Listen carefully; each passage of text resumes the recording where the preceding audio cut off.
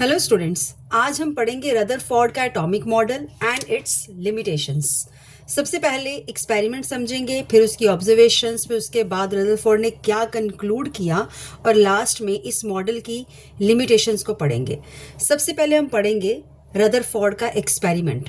Rutherford ने क्या किया, एटम के अंदर क्या होता है ये जानने के लिए उसने एक एक्सपेरिमेंट किया। अब इस एक्सपेरिमेंट में उन्होंने बहुत पतली सी एक गोल्ड की फॉइल ली, गोल्ड की पतली सी शीट ली। अब इस गोल्ड फॉइल पर अल्फा पार्टिकल्स को गिराया गया या फिर बम्बार्ड किया गया। अब गोल्ड फॉइल के चारों तरफ एक फ्लोरेसेंट स्क्रीन लगाई गई थी। जब अल्फा पार्टिकल स्क्रीन से टकराए तो छोटे छोटे फ्लैशेस दिखाई दिए। अब इन्हीं फ्लैशेस को ऑब्जर्व करके रदरफोर्ड ने एटम की स्ट्रक्चर को एक्सप्लेन किया था। सो रदरफोर्ड का ये अल्फा पार्टिकल स्कैटरिंग एक्सपेरिमेंट क्या था वो नोट डाउन करेंगे हम। सबसे पहले Rutherford used a thin gold foil, then alpha particles were bombarded on the gold foil.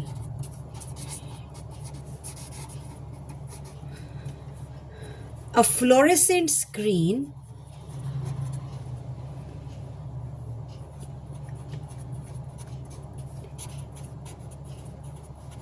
was used to detect the scattered particles.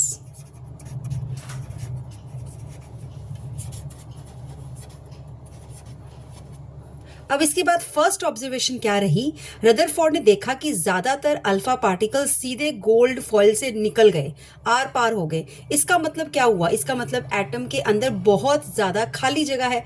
अगर एटम पूरी तरह सॉलिड होता तो पार्टिकल्स सीधे बाहर नहीं निकल पाते। इसीलिए हम कहते हैं कि most of the space inside an atom is empty. So first observation क्या थी उसकी,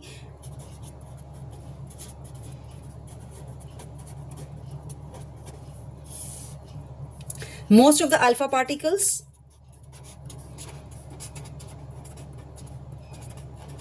passed through the gold foil.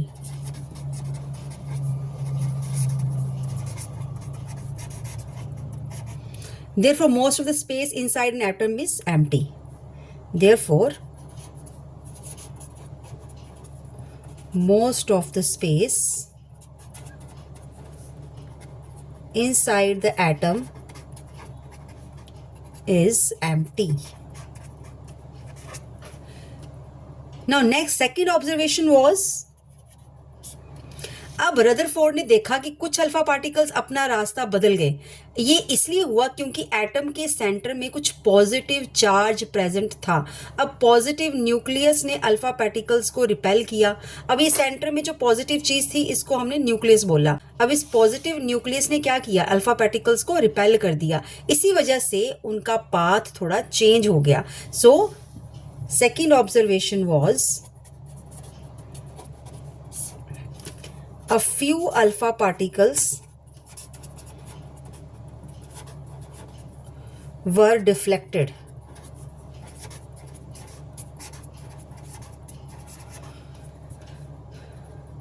and positive, that means positive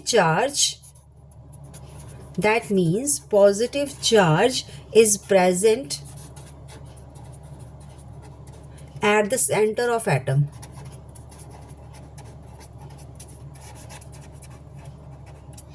next is third observation was, Rutherford ने यह भी देखा कि बहुत ही कम अल्फा पार्टिकल्स वापस लौट के आए। इसका मतलब सेंटर में कोई बहुत छोटा और बहुत डेंस पार्ट प्रेजेंट है। इसी पार्ट को न्यूक्लियस कहा गया। न्यूक्लियस के ऊपर पॉजिटिव चार्ज था। So third observation,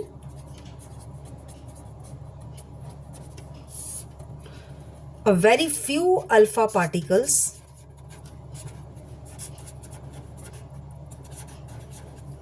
were reflected back.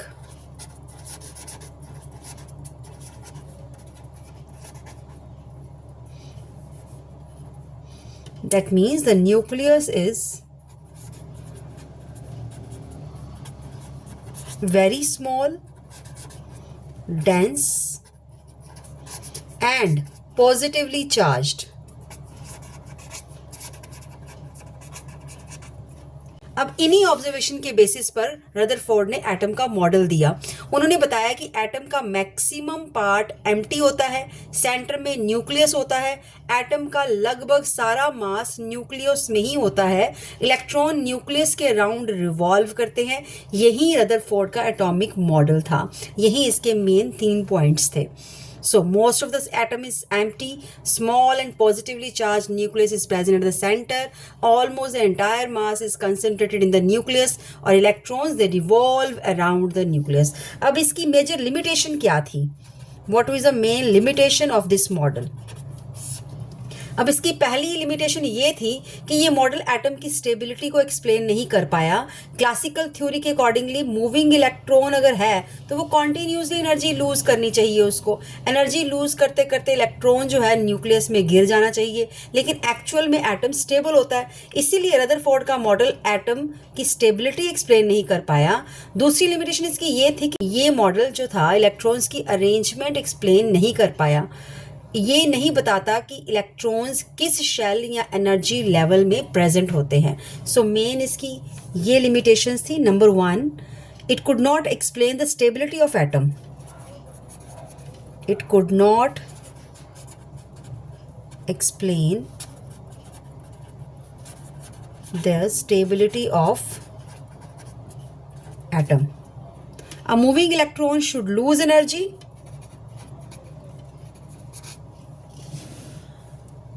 A moving electron should lose energy and fall into nucleus.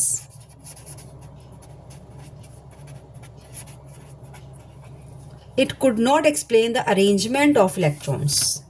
Last one is it could not explain the arrangement of electrons. Thank you.